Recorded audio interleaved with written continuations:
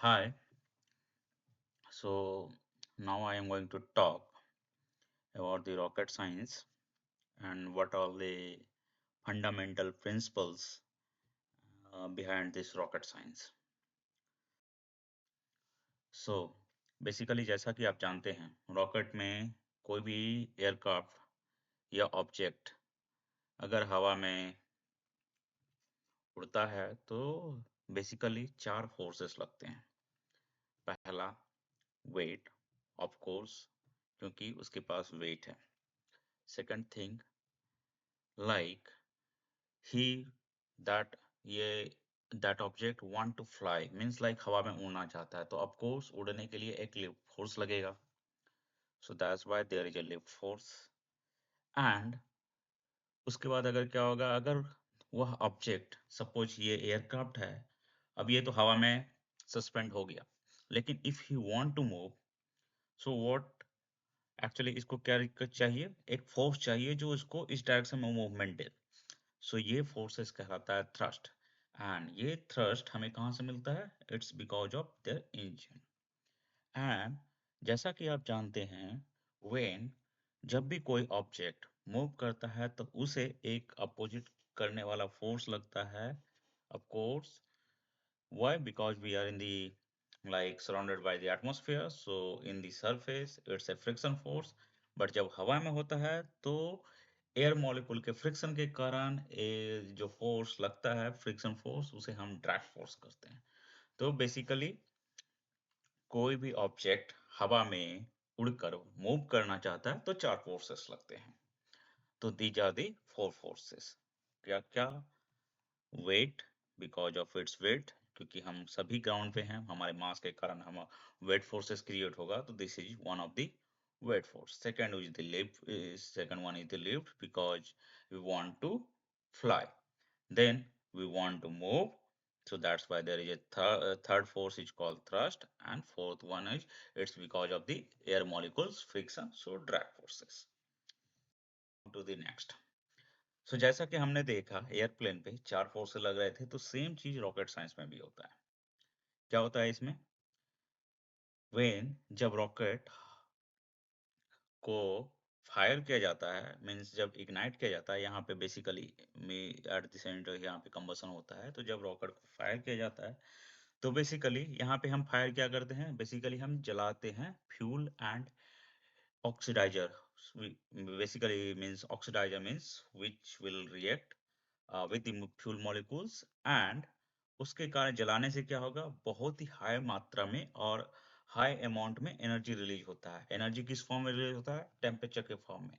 तो उस टेम्परेचर के कारण व्हाट, यहाँ पे एक नोजल प्लेस किया जाता है, तो इस नोजल के कारण जो मासेस यहाँ पे जल रही है, जो फ्यूल्स जल रही है, फ्यूल ऑक्सीडाइजर जल रही है, वो बहुत ही हाई वेलोसिटी से थ्रस्ट के फॉर्म में इट्स बाहर आते हैं, जिसके कारण एक फॉरवर्ड फोर्स लगता है, तो उस फोर्स को हम थ्रस्ट फोर्स करते हैं। तो जैसा कि ऑफ कोर्स ये मूव कर रहा है तो इसके अपोजिट डायरेक्शन को अपोज करने के लिए एक ड्रैग फोर्सेस लगेगा, तो वो ड्रैग फोर्सेस यहाँ पे है। एंड ऑफ कोर्स इसके पास एक मास है, तो मास के कारण एक वेट फोर्स लगेगा, तो this is the weight force, वो ऑलवेज टुवर्ड द अर्थ के सेंटर की तरफ होगा। And because of this shape there is a one left force जो डायरेक्शन को चेंज करता है। बट रॉकेट के केस में क्या होता है, ये always away from the earth जाना चाहता है, बट जबकि हमने एयरक्राफ्ट पे देखा वो पैरेलल पैरेलल और some distance, with some distance वो अर्थ के सरफेस पे ही रहता है। तो इन दोनों रॉकेट और एयरक्राफ्ट में ये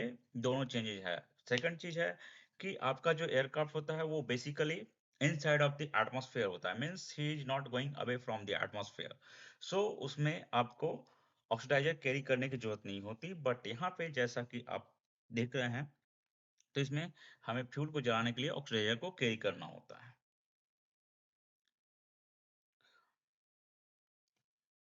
नाउ हम टेस्टिंग पर्पस के लिए कुछ मॉडल रॉकेट्स बनाते हैं, तो that's why the model rocket and real rocket में डिफरेंसेस होते हैं।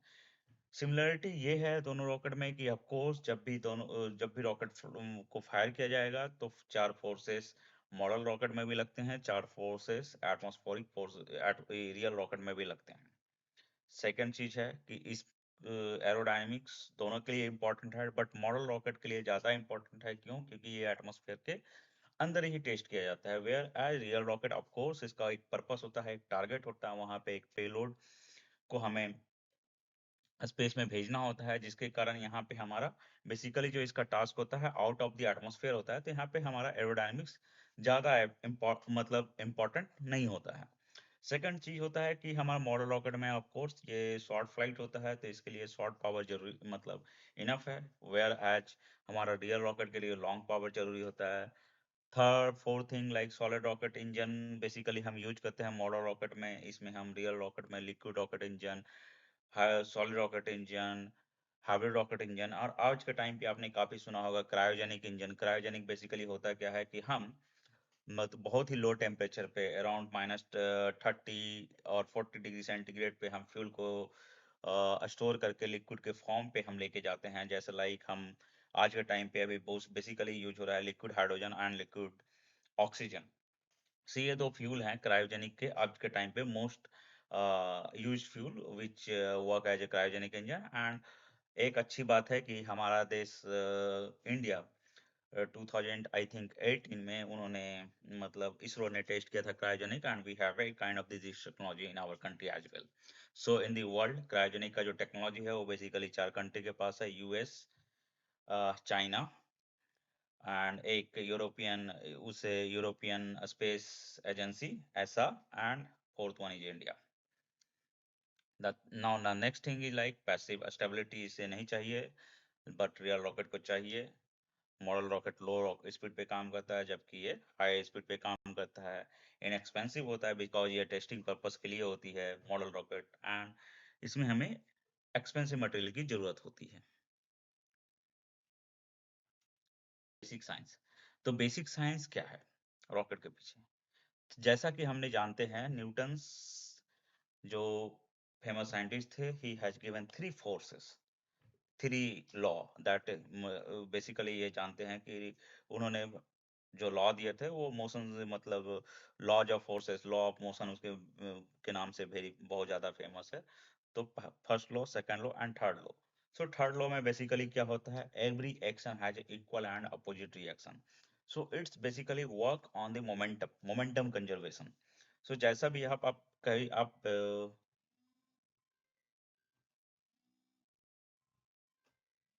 सॉरी, तो तीसरे फोर्स के कारण ये बेसिकली वो मोमेंटम कंजर्वेशन पे वर्क करता है। तो basically every action has equal and opposite action. So based on that principle that rocket is, so जैसा कि आप देख सकते हैं यहाँ पे कंबसन हो रहा है। तो कंबसन हो रहा है, बहुत ही हाई मोमेंटम से एग्जॉस्ट गैसेस बाहर निकलते हैं, तो इसके कारण बहुत एक अपोजिट फोर्स मोशन के डायरेक्शन में लगता है, that because of the Newton's principle as he has given. So so because of, so इसके कारण रॉकेट फॉरवर्ड मूव करता है, and as it is moving forward direction, so air molecules के friction के कारण एक ड्रैग फोर्स इसको oppose करता है कि मूव नहीं करना है इस रॉकेट को। And because of that, and that force is called as a drag forces, ठीक है। And when it is coming at very high velocity, so जिसके कारण हाई एक्सेलरेशन प्रोड्यूस होता है। Acceleration is nothing, it's v upon time, means velocity, change in velocity upon change in time. So now हम ballistic flight equation के बाद equation देखते हैं। Ballistic flight equation में क्या होता है, बेसिकली हम वहाँ पे एज्यूम करते हैं वहाँ पे ड्रैग नहीं है, मीन्स एयर फ्रिक्शन जो भी है वो जीरो है। हम थ्रस्ट नहीं दे रहे हैं, थ्रस्ट नहीं दे रहे हैं मतलब हम पावर नहीं दे रहे हैं, मतलब हम कोई भी फोर्स अप्लाई नहीं कर रहे हैं। तो फोर्स अप्लाई नहीं कर रहे हैं ड्यूरिंग द फ्लाइट, तो हम एक्चुअली इनिशियली ही एक फोर्स देते हैं, that is this force is given by P not. It's initial जो भी, जब सपोज आप क्रिकेट बॉल ले रहे हो, बॉल को आप हवा में फेंक रहे हो, तो आप एक मोमेंटम देते हो, इनिशियल मोमेंटम, तो that momentum only. So Newton, Newton's के अनुसार आप जैसा जानते हो, न्यूटन्स ने वैल्यू इक्वेशन ऑफ मोशंस दिए थे, तो this based on that equation motion है यहाँ पे nothing, it's v equal to u plus at।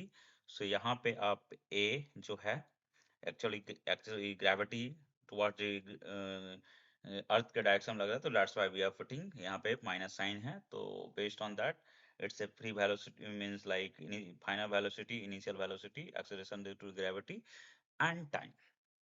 Similar thing, this equation y is equal to v naught at minus 1 by half gta square, it's nothing, it's similar to s is equal to ut, ut is u is the initial velocity, t is the time, plus वहां पे होता है half gta square, g acceleration due to gravity and time। so यहाँ पे हम g और a more or less same है।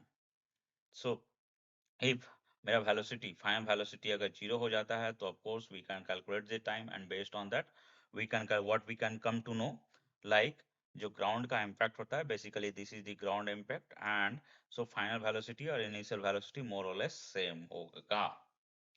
तो अगर आप यहाँ से इस इक्वेशन से क्या समझे, अगर आपको ड्रैग नहीं लग रहा है, तो आप जिस भी वेलोसिटी से आप उसे फेंक रहे हो, आपको सेम वेलोसिटी से वो इम्पैक्ट करेगा।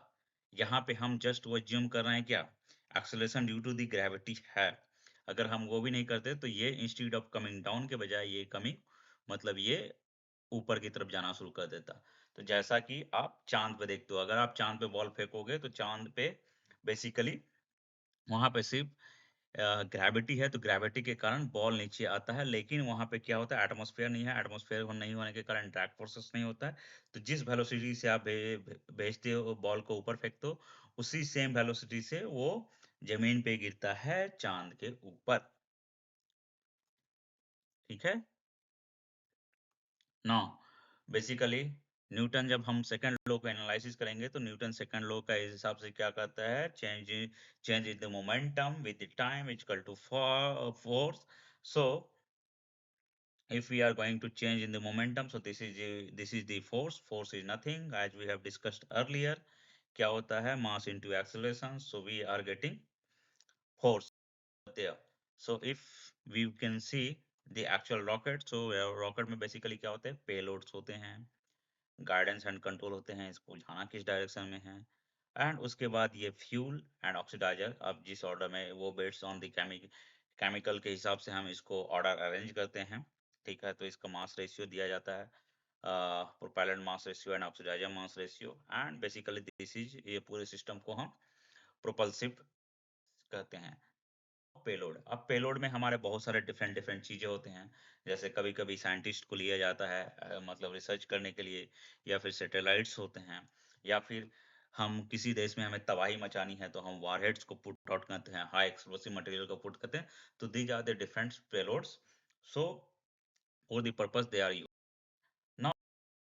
फ्रेम में क्या होता है, डिफरेंट टाइप्स के फ्रेम होते हैं, जैसे this is the kind of the frame is a delta frame, it's a model rocket, so basically school and college में टेस्टिंग के लिए यूज होता है। And this is a kind of the firework, आप जब भी अपने दिवाली के, हमारे मतलब हिंदू फेस्टिवल में आपने दिवाली के टाइम पे इस टाइप के रॉकेट्स, या चाइनीज न्यू ईयर के टाइम पे इस टाइप के फेस्टिवल में इस टाइप के फायरवर्क्स को किए जाते हैं।